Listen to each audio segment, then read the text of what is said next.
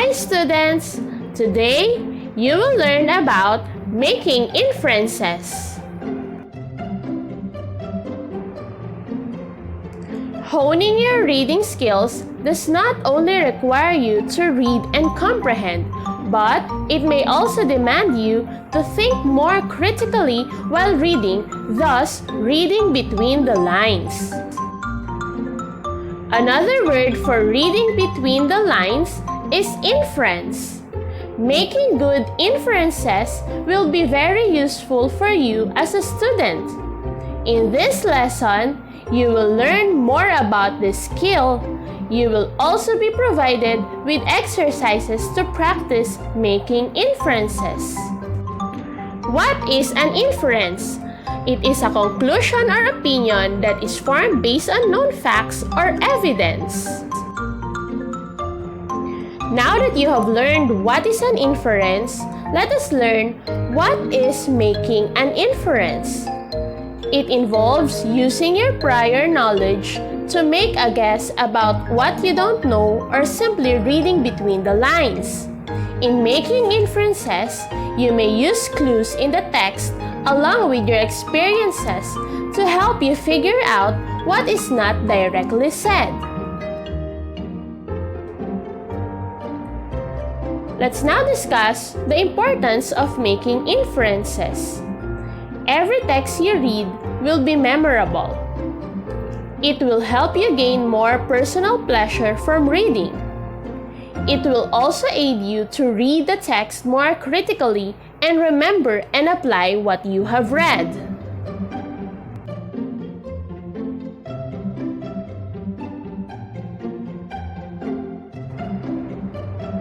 Let us now learn the steps in making inferences.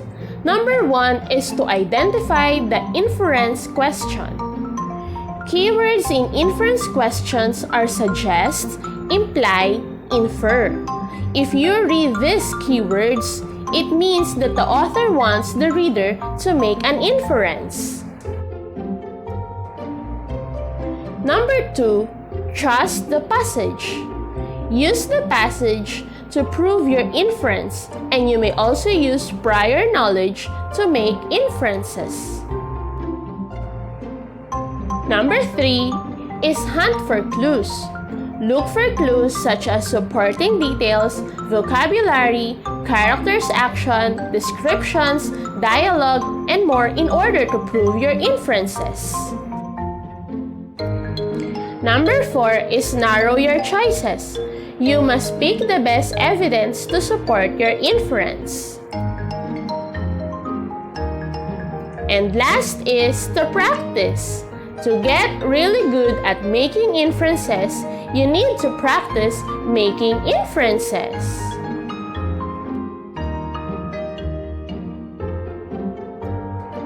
Now, let us apply what we have learned. Let us practice making an inference. Let us use this short passage to make an inference. Let us read.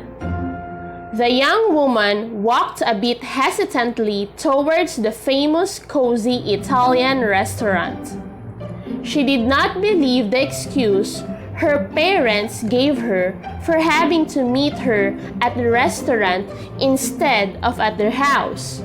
To make matters worse, she was a bit grumpy because she was still catching up on the sleep she has lost during exam time. She noticed some cars that looked familiar in the parking lot. As soon as she walked through the door, she heard, "Surprise!"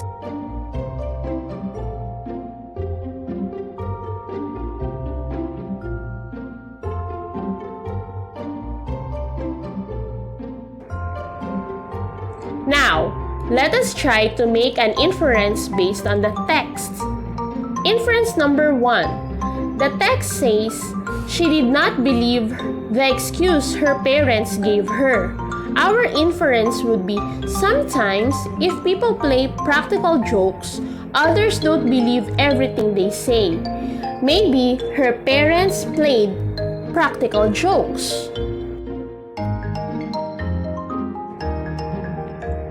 Inference number 2. The text says, she was a bit grumpy because she was still catching up on the sleep that she lost during exam time. Our inference would be, I know exams are usually given in school, so she is probably in high school or college.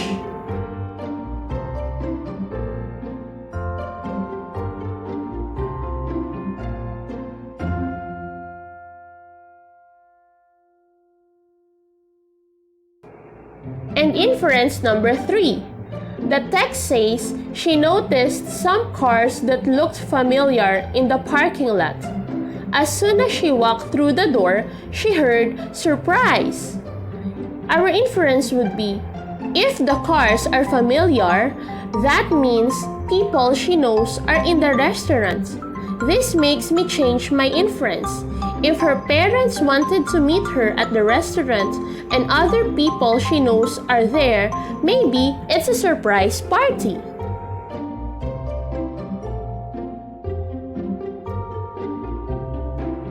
I hope you learned something new today.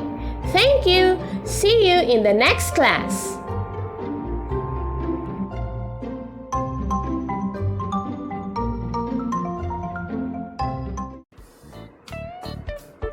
Thank you for watching!